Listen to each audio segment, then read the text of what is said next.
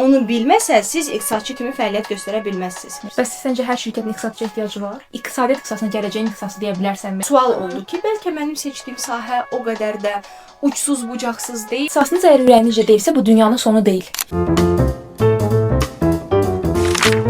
Hər kəsə salam, mən Bəcə və həmkarım Ülkər. Bugün biz sizinlə mətbəxdə karyera barədə danışacağıq və layihəmizin adı da Karyera dadındadır.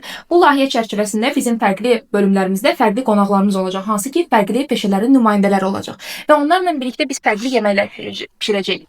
Bugün qonağım Ülkərdir. İstəyərdim özü barədə qısaca məlumat versin və bu gün nə pişirəcək o barədə də məlumatı bizə ötürsün. Bir daha salam, çox sağ ol Bəcə bugünkü dəvətin üçün. İlk növbədə sizə özümü təqdim eləmək istəyirəm. Mənim adım Əhmədova Ülkər. Hal-hazırda Bakı Fond birjasında iqtisadçı kimi fəaliyyət göstərirəm və eyni zamanda Miniboz Business School-da startup mentor və müəllim kimi də işləyirəm. Bugün sizə bişirəcəyimiz yemək isə istiotlu və limonlu sousda göbələkli və toyuqlu risotto olacaq. Bizə bugünkü risottomuzda lazım olacaq soğan, sarımsaq, limon əlbəttə ki, sousumuza görə. Toyuq üçün ədviyyatlar, toyuq bulyonu, əlbəttə bizim həmin o risottomuz, göbələk, qaymaq. Hər yeməkdə olmazsa olmaz duz və istiot, bizim toyuq marinatımız üçün xardal və tıxımali sosu, həmin o toyuq və 2 cür pendir. Biri mozzarella, o birisi isə parmezan. Bildiyiniz kimi hər il iqtisadiyyat ixtisasından yüzlərlə məzun olur və çox az faiz, yəni bizim öz nümunəmizdə deyim, biz Ülkərlə birlikdə oxumuşuq və bizim qrupda 23 nəfərdən yeganə iqtisadiyyatı bitirib iqtisadçı kimi işləyən Ülkərdir və bu tendensiya məncə bir çox insana təkrarlanır. Mən ümumiyyətlə soruşmaq istəyərdim ki, iqtisadçı nə işlə məşğuldur? Bizə universitetdə dedikləri, öyrətdikləri ilə üst-üstə düşür indi ki, sənin gördüyün işlər, bir günün necə keçir bir iqtisadçı kimi? Əslində suala gəlin sıra-sıra cavab verək. Birinci olaraq iqtisadçının gördüyü işlər çox diversified olunur. Yəni sizin gördüyünüz iş dünyada olan trendlərdən, dəyişikliklərdən tamamilə asılı bir vəziyyətdə olur. O mənada ki, siz hansı tərəfə yönlənirsiniz daha çox iş gördüyünüz işdə, o asılıdır dünyada olan dəyişikliklərdən. Yes.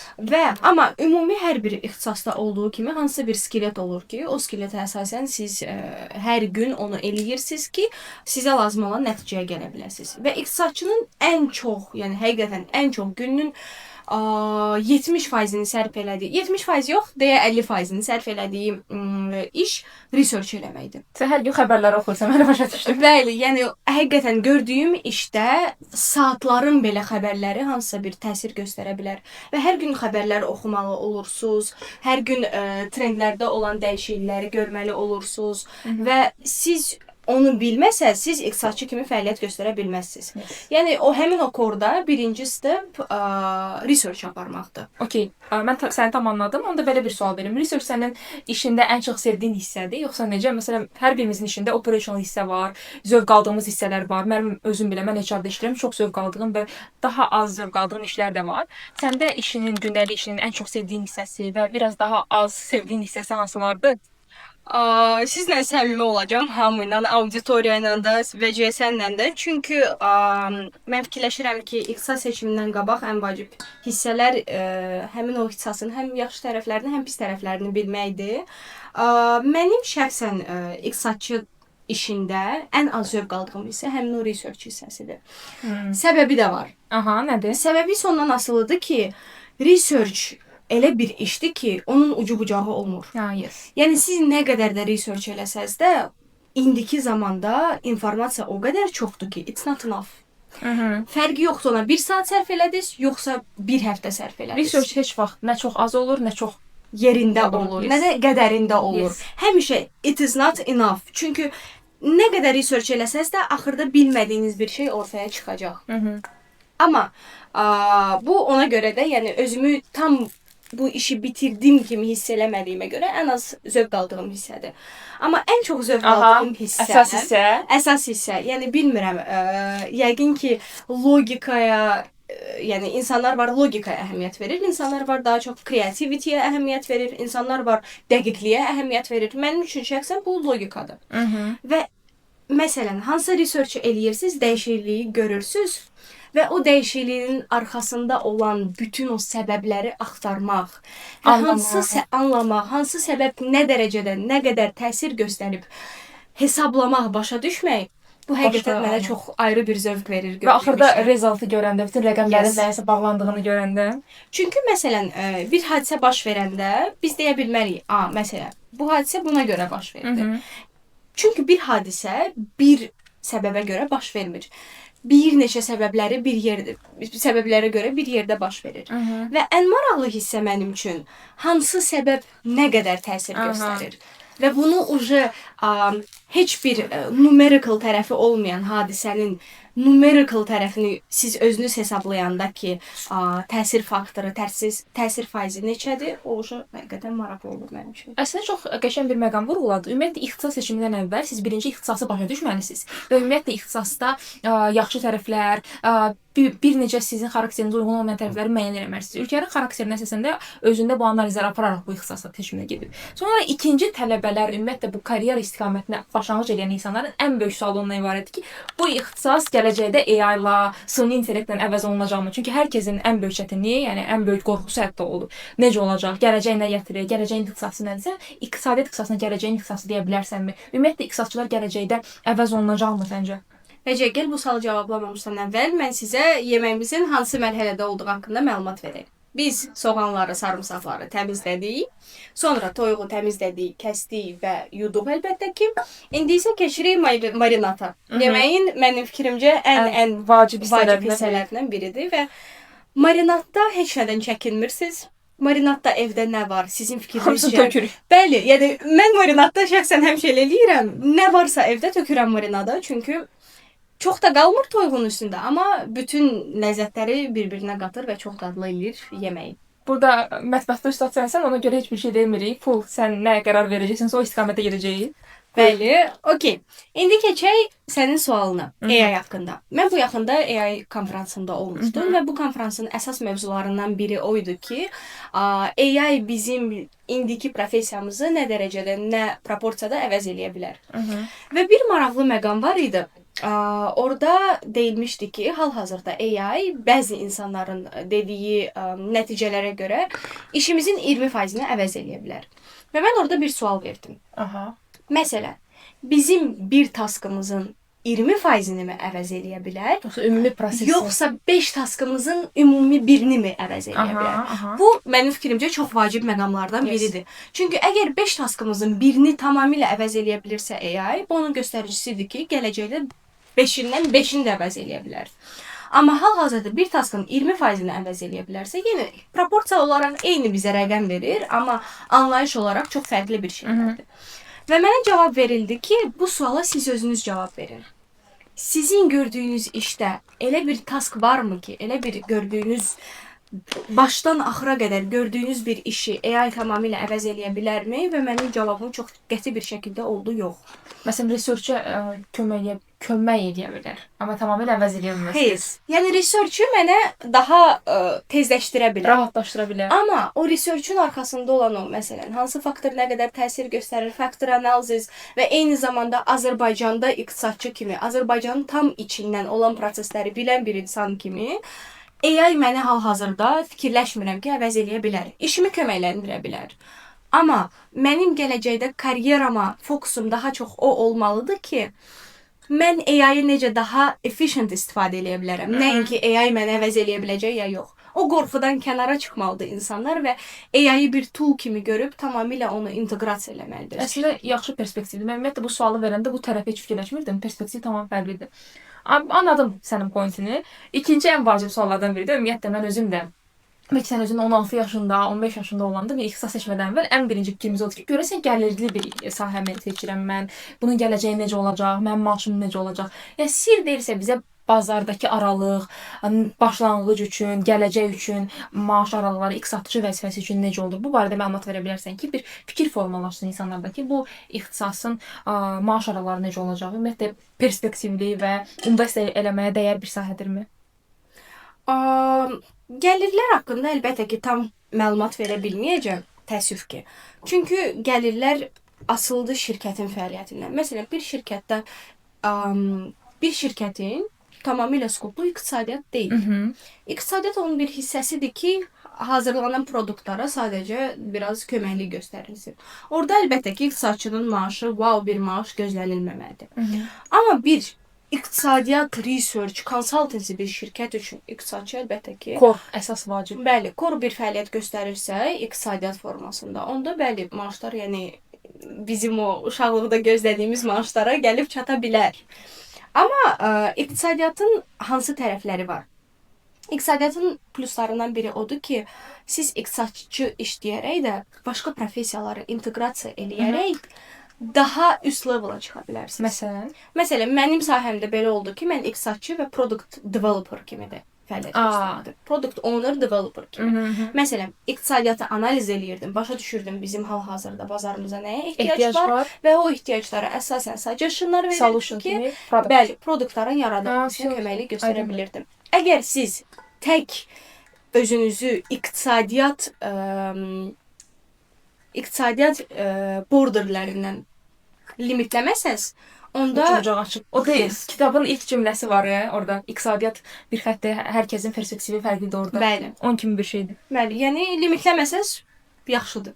Burada bir sual da məndə çıxır. Ümumiyyətlə iqtisadiyyat deyəndə mənim ağlıma, yəni uşaq olanda, bu ümumiyyətlə 15-16 yaşlarda o dövrdə ixtisas seçimi zamanı iqtisadiyyat deyəndə mənə sadəcə dövlət işi gəlirdi. Belə dövlət işində işləyirsən, hər kəs belə kostyumdadır, çox belə strikt hər şey qaydalar falan. İndi sizdə də orada elədir. Ümumiyyətlə iqtisadçı kimi sən özəl sektorda da işləyə bilərsənmi?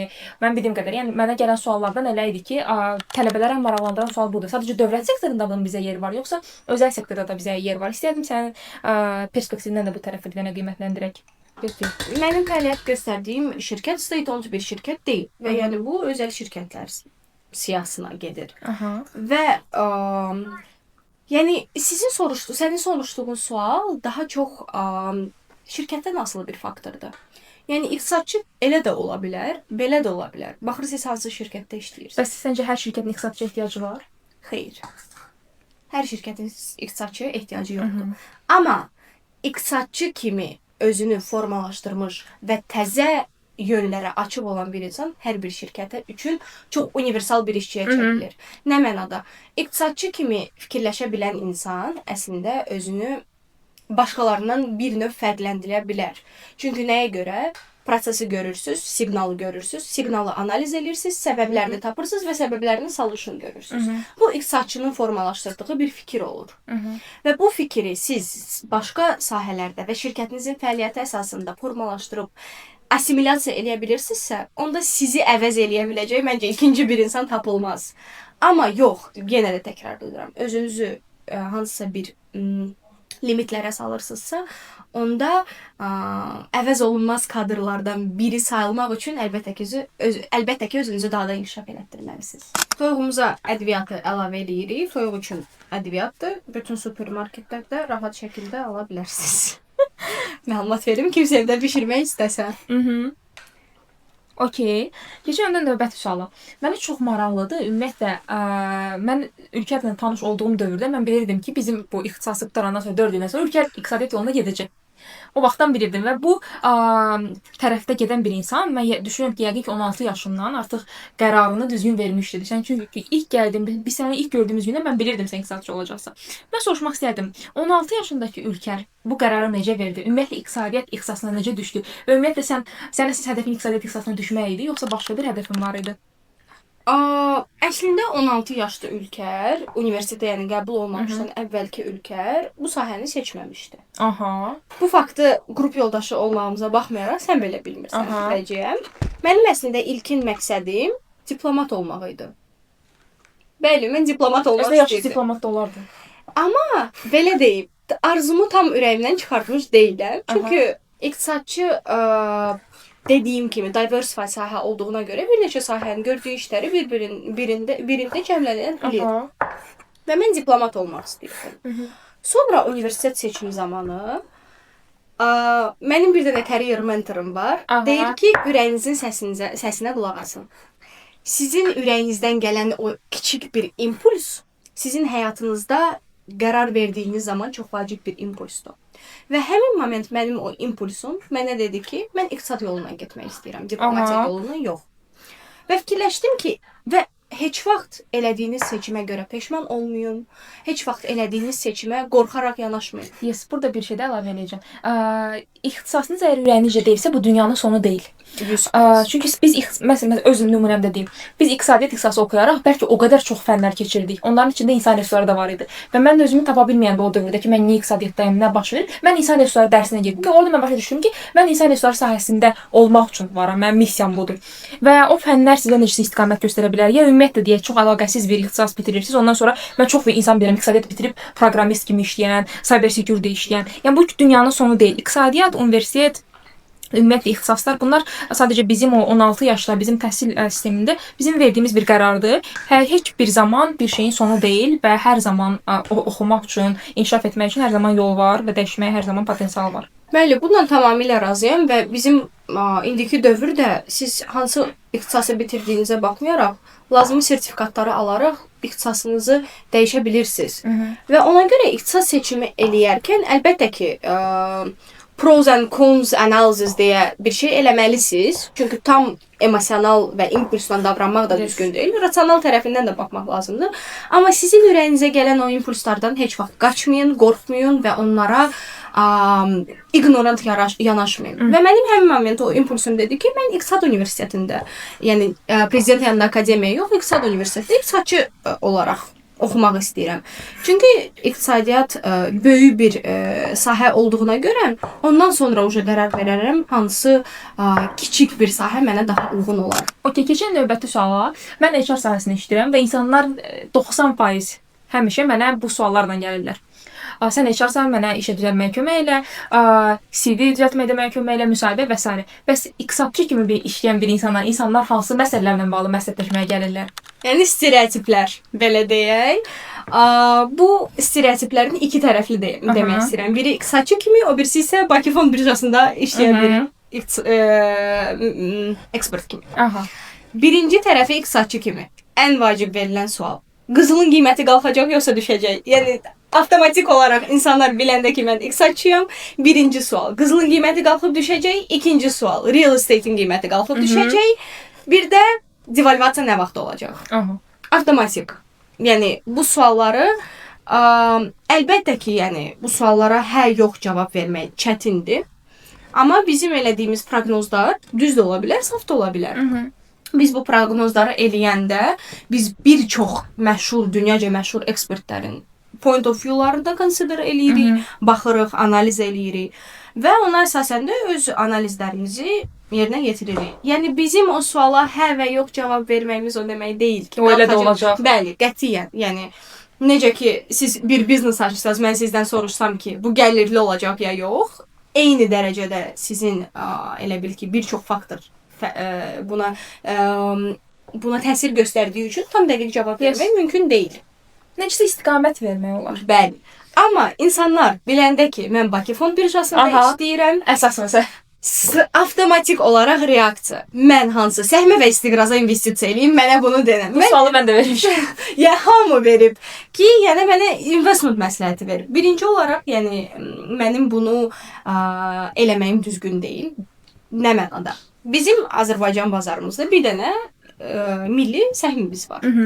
Və o səhm haqqında məlumat vermək, mənə investisiya məlumatı, məsləhəti vermək mənim tərəfimdən düzgün sayılmır. Xarici bazarda olan məsləhətləri vermək isə, yəni sizə yalnız maraqlı ola bilər mənim şəxsi fikrim. Yes. Amma xarici bazarların səhmləri haqqında bizim əvvəlcədən heç bir məlumatımız yoxdur. Bunu əvvəlcədən hamıya deyim ki, bilsin. Suallar azalsın. Bəli. Ülker, biz işə fokuslanmışıq. Burada gedən proseslər barədə məlumat verməmişik sizə. Biraz istəyərdim məlumat verək. Biz indi hansı mərhələdəyik? Nə edirik? Biz toyuqları marinat elədik. Marinatda nə əlavə eləmişik, biz videonun əvvəlində qeyd etdik. Marinat elədik, indi xaladelnikdə gözləyir bizi toyuqlarımız. Mən soğanları doğrayıram. Birazdan keçəcəm sarımsaqlara. Vəcəyə isə bizdə parmezan pendirini tyorkadan keçirdi. Mənim buradakı supportum əvəz olunmazdı necə? Bəli. Sənin burada olmağın ən böyük support. Okey, növbəti sual. Sən mən bildiyim qədərilə artıq 4 ildən çox karyeradasan və ümumiyyətlə hansısa bir period olubmu? Ümumiyyətlə oturubsan, işləsən və tərəddüd edirsən. Mən niyə burdayam? Nə baş verir? Heç seçimindən peşman olduğun bir moment olub? Peşman olduğum period yox, amma sual altında olan bir period var idi. Aha. Gəl sənə onun haqqında daha detallı bir məlumat verim. Mənim indi bir neçə karyer mentorum var və bir məsləhət buradan auditoriyaya, çalışın mümkün qədər çox karyer mentorlarınız olsun. Çünki hər birinin məsləhəti sizə hansısa etapda kömək eləyə bilər. Və bir də belə bir şey deyərdim, fərqli yaş kateqoriyalarının olsa daha da yaxşı olar. Exactly, 100%. Fərqli yaş kateqoriyası, fərqli sahələrdən, ixtisaslardan bu sizə həyatınızda çox böyük bir köməklik göstərəcək. Bir də o birisi məsləhət, sarımsaqları çox kiçik kəsmirik. Çünki sarımsaqlar yanır qızardılanda. Ona görə biraz daha böyük hissəciklərə kəsərsəz yanmağın qarşısını alacaqsınız. Hər tərəfli həyatınızla bağlı bütün vacib məqamların məsləhətləri var burada. Məsləhət, karyera. Bəli. Yəni ona görə vaxtınızı həmərəli sərf eləyirsiniz bu saniyə bizdən. Növbəti sualımıza, bizim həmin suala keçid eləyəndə ki, şübhə altında olduğum məsələ. Mənim karyer mentorum mənə dedi ki, Ülker, iqtisadiyyat nə qədər uçsuz bucaqsız olsa da, iqtisadçı kimi fəaliyyət uçsuz bucaqsız deyil. Aha. Və sən bu fəaliyyətinə başqa fəaliyyətlərin işlərini qatmasan, sən yalnız research və onun outputlarını analiz edən bir insan kimi qalacaqsan. Əgər bunu istəyirsənsə, it's not a problem. Amma iqtisadiyyat ixtisası sənə o territoriyanı, o rahatçılığı verir ki, sən bunu keçid eləyəsən başqa sahələrin işlərinə də. Yes. Və o moment məndən soruşdu həmin bu insan. Bizdə repo tranzaksiyaları var. Bakı Fond birjasında. O barədə biraz məlumat ver. Repo tranzaksiyaları qısa müddətli tranzaksiyalardır. Bunu daha çox ən çox banklar istifadə eləyir. Məsələn, bankların biz bildiyimiz kimi reserve requirementləri var ki, kredit verəndə həmin bir depozit götürəndə bir məbləğ qalmalıdır bankda krediti verərkən. Kreditə istifadə olunarkən. Və bu reserve requirement-ı banklar yerdə yetirmək üçün repo tranzaksiyalarından istifadə edirlər ki, qısa müddətli vəsaitlər cəlb eləyə bilsinlər. Çox istifadə olunan bir tranzaksiyalardır. Və məndən soruşdu həmin bu mentorum, repo tranzaksiyaları bilirsən iqtisadiyyata necə təsir göstərir və iqtisadiyyatda olan dəyişikliklər repo tranzaksiyalara necə təsir göstərir? Dedim, bəli, bilirəm. Və bunu çox rahat şəkildə izah eləyə bilirəm bir iqtisadçı kimi. Və o moment məndən həmin bu mentor soruşdu ki, bəs repo tranzaksiyalar internally necə yaranır, trade olunur, kimə necə satılır? Bunu bilirsənmi? O moment mən sustum. Çünki bilmirdim. Və əlbəttə ki, nəyisə bilməmək ayıb deyil. Öyrənməyə həmişə açıq olun. Amma bu moment mən başa düşdüm ki, okay, it's time to go further. Və o moment başa düşdüm ki, özümü tək iqtisadiyyatla limitləməyim və keçim daha internal bir proseslərə. Və o moment məndə sual oldu ki, bəlkə mənim seçdiyim sahə o qədər də uçsuz bucaqsız deyil, bəlkə də sahə o qədər böyük deyil. O sual yarandı. Amma yaranan momentdə cavabımı aldım ki, onun limitləri harda olduğunu şəxsən mən özüm təyin eləyirəm. Okay. Good point. Okay, biz artıq location dəyişdik. İndi keçmişik əsas hissəyə. İstəyərdim biraz proses barədə məlumat versin Ülker və mən növbəti suallarımı sənə verim. Yeməyimizin hansı mərhələsindəyik? Deməli, biz soyuqlarımızı marinaddan, xaladelnikdən çıxartdıq. Heç nə yumadan, heç nə eləmədən qoyuruq yağda qızarmağa. Sonra yağ əlavə eləyirik. Mən zeytun yağını daha çox sevirəm istifadə eləməyi. Ona görə zeytun yağına biz əlavə elədik sarımsağı. Biraz qızardandan sonra, yəni rəngi çox az dəyişəndən sonra soğanları əlavə eləyirik və biraz qızaran kimi də əlavə eləyəcəyik biz bura bizim göbələklərimizi. Hələ ki suyu qoymuşuq qaynamağa, risottodan sonra tökəcəyik pastanı. O da hazır olandan sonra növbəti proseslərdə necə irəliləyəcəyi görəcəksiniz. Okay, super. Burada progress var. Keçək növbəti suala. Ülker, biz universitetdə olanda fərqli iqtisadi nəzəriyyələrlə bağlı fənlər keçirdik. Mən soruşmaq istəyirdim. Bizim keçdiyimiz dərslərdəki iqtisadi nəzəriyyələrlə real mühit, nə qədər sən onları tətbiq edirsən? Nə qədər sənə faydalı oldu? Ümumiyyətlə universitet bizi real mühitə, real iqtisadiyyat mühitinə hazırlayırdı? Gəlin mən sizə belə small tip verim. Aha. Ki mənə həqiqətən kömək olmuşdu ixtisas seçimində. Universitetdə belə bir mövzu olacaq, iqtisadiyyat fənnində. Bu mövzu olacaq məsələn fiscal policy, monetary policy, government budget, budget surplus, budget deficit, revenue və s. və əlbəttə ki taxes. Bir də kiçik bir sizinki nasazlıq oldu. İndi davam edirik qaldığımız yerdə. Monetary policy ilə bağlı zəhmət olmasa fikirlərini tamamla. Monetary policy haqqında mən onu dedim ki, universitetdə mənim ən çox marağımı cəlb edən mövzulardan biri monetary policy idi. Çünki monetary policy bizə ilk təəssürat yaradır ki, okay, it's simple, nothing difficult. Başa düşmək olar, çox sadədir və aydındır. Amma o monetary policy-nin ardında, o qərarı vermənin ardında necə uzun bir proses olduğunu və necə deep analysis olduğunu biz ilk təəssüratda başa düşürük. Və iqtisadçı kimi də onun ardını görəndə, o back of the scene görəndə biz başa düşürük ki, bu həqiqətən də çox deep bir prosesdir. Yəni sizə belə kiçik tip olar ki, monetary policy, fiscal policy mövzularına universitetdə ekstra maraq göstərirsinizsə, then economy is your thing. İndi biz suyumuz qaynadığına görə rizottonu həmin bizim pastamıza əlavə edirik. 7-8 dəqiqə aralığında bişirəndən sonra biz prosesə necə davam edəcəyik görəcəksiniz. Növbəti sual. O ki, biz danışdıq mövcud olan dərslərdən, təlimlərdən, nəzəriyyələrdən. Mənim çox maraqlıdır. Sahədə işləyən bir insansan və bu sahənin ixtisasını oxumuş bir insansan. Sən nə məsləhət bilərdin? Hansı fənləri məsləhət bilərdin ki, biz tələbə olduğumuz dövrdə bizə keçirilsə, artıq iş mühitində bizə daha rahat olar adaptasiya, işə fokuslanmaq? Bu əslində çox maraqlı bir sualdır. Çünki mən bunun haqqında çox fikirləşmişdim. Xaricdə təhsil almaq haqqında, burada təhsil almaq haqqında suallar yarananda bizim təhsil sistemimizi, mən özüm İqtisad Universitetini bitirmişəm və orada olan bizə məlumatların ötürülmə formasını mən çox analiz edirdim. Və bir şey deyə bilərəm ki, nə exclude və ya include olunması, əlavə include olunmasını müzakirə eləsək, exclude olunacaq heç bir şey məncə yox idi. Yəni, heç nə mənə o moment too much kimi gəlmirdi ki, bu mənə lazım olmadı, olmayacaq və ehtiyac yoxdur bunu bilməyə. O tərəfdən baxanda exclude olunmalı heç nə yox idi. Include olunmalı hissəyə gəlsək, deyərdim ki, bəs bizə case study'lər əlavə olunsa çox daha yaxşı olardı. Çünki ümumi hal-hazırda iqtisadiyyatda nə baş verir bilmək bizə çox böyük köməklik göstərərdi və bu nələrə gətirib çıxardır. Tək ümumi iqtisad mövzusunda yox, başqa mövzularda da case study'lər olsa çox yaxşı olardı. Amma bizdə elə fənlər olurdu ki, case study olurdu. Buna heç nə deyə bilmərəm. Tək problemi oydu ki, qrup proyektlər ki, bizə hansısa bir tendensiya verilirdi, layihə verilirdi. Biz onu analiz edirdik və gəlib bir nəticəyə çıxırdı. Onların tək mövzusu oydu ki, up to date deyildi. Yes. Yəni, onu dəyişdirsək, məncə hər şey quite enough olardı. Çünki əlbəttə ki, tək universitetdə aldığımız təhsillə biz sırazo hazır olmuruq ekspert olmağa. Bizə təcrübə də lazım olur. Mən əlavə eləyə bilərdim. Məsələn, mənə o dövrdə çatışmayan oydu ki, mən toollar var, bəzi alətlər var, hansı ki, iş mühitində tələb olunur. Mən istəyərdim onlarla bağlı spesifik bir dərslər olsun. Məsələn, Excel-də funksiyaların öyrədilməsi ilə bağlı. Mən bildim və belə bəzi universitetlərdə bununla bağlı tədris olunur. Lakin bizim dövrümüzdə belə bir ya fənn olmurdu. Məsələn, indi hal-hazırda yeni əlavə olunan karyera idarə olunması ilə bağlı fənlər əlavə olunmuş uşaqlara. Bizim dövrümüzdə məsələn yox idi. Məsələn, bu fənlər məncə çox vacib olardı. Bizi o rəqabətli əmək bazarına hazır eləmək üçün çox vacib olardı. Mən bunları əlavə edə bilərdim. Razıyam, çox yaxşı bir pointdir.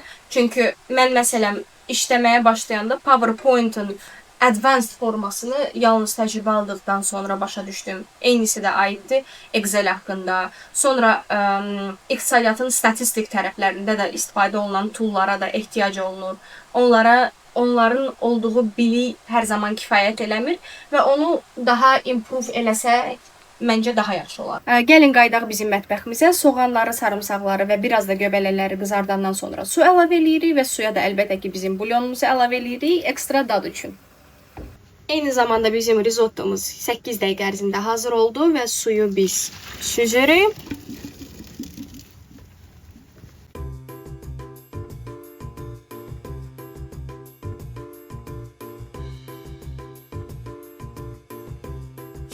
Okey. Biz artıq mətbəxdə olan işlər hamısını qurtardıq və nəticə qarşınızda. Taram. İndi adına baxacağıq. Sonuncu suallara gəlirik. Sonuncu suallar da daha da çox məsləhət xarakterli və bir dənə mənə çox maraqlı sual var. Yəni mən bu barədə artıq insanlardan soruşanda da hər kəsdən bu sual gəlirdi. Belə şayələr gəzir ki, iqtisadçılar introvert olur. Bu reallıqdır, yoxsa dediyim kimi şayədir? Mən deyərdim ki, tamamilə şayədir. Yəni iqtisadiyyatın texniki tərəfinin siz işini görürsüz. Amma onu təqdim eləmək istəyirsiniz, necə formatda təqdim eləmək istəyirsiniz, publikaya açıq formada ya qapalı formada tamamilə sizin seçiminizdir. Yəni öz personalitinizə, xarakterinizə əsasən siz öz işinizi də çox uyğun sizə formada görə bilərsiniz. Məncə artıq degustasiya zamanıdır. Yəni biz bu qədər əziyyətlə bişirdiyimizin yeməyin dadına baxaq.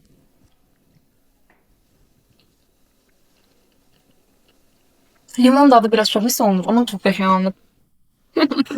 Yəni Naz qoyma, mən çox hoşuma gəlir. Biz bura qədər gəldik, danışdıq. Mən istəyirdim kulminasiya qoyaq, ümumiləşdirək bütün prosesi və məsləhət xarakterli bir sual verim sənə. Sən bu ixtisasa yiyələnmək istəyən, bu ixtisas üzrə artıq oxumağa başlayan, ümumiyyətlə bu ixtisası seçməyi planlayan tələbələrə, gənclərə nə məsləhət verərdin? Birinci növbədə mən sizə bəzi tiplər verdim ki, bu ixtisası seçməyə qədər olan prosesdə hansı suallar sizə kömək edə bilər, hansı yəni sizin öz üstünlükləriniz, preferensləriniz sizi yönləndirə bilər. Bu prosesi keçəndən sonra, bu seçimi eləyəndən sonra sizə mənim verəcəyim ən böyük məsləhət heç vaxt heç bir limitdən özünüzü çərçivələməyin və rutin işləri gördünüzsə, bununla özünüzü dayandırmayın. Daha da inkişafa açıq olun, öyrənməyə açıq olun. Okey, siz iqtisadiyyatı yaxşı bilirsiniz. Keçin bunun finance tərəfinə, product tərəfinə və öz biliklərinizi daha broad formada implement eləməyə hər zaman açıq olun. Super. Çox sağ ol Ülker. Minnətdaram dəvətimi qəbul elədiyin üçün, mənimlə birlikdə mətbəxdə belə bir yemək hazırladığın üçün, ümumiyyətlə bütün suallarına belə içdən və səmimi cavab verdiyin üçün mən düşünürəm ki, bu səmimiyyət artıq ekrana da öz hissəsini, öz yansımasını elədi. Növbəti buraxılışlarda, növbəti ekspertlərlə görüşənədək kimləri görmək istəyirsinizsə, xahiş edəcəm rəylərdə bildirəsiniz. Növbəti buraxılışlarda, növbəti ekspertlərlə görüşənədək. Sağ olun. Salam. Вот, пожалуйста, не надо было больше. Ну как, получается сыр тереть в тебе? Ova. Mən mətbəxt üçün Mətbəxt. Elə, parmezanı necə shred eləmək lazımdır. shred. Balaca çörka və belə pup impulslarla. Aşağı, yəni salmayın onu, tez eləyin onu ki, kroşka kimi olsun. Bizim baş limonumuz. Sousunda olduğuna görə məncə quite acceptable. Мелко, не нарезай грибы. Брат, это что такое? Брат, это что такое? Zamanda Bakıda его. Что? Ну, да, Бала, мне сложно. Так,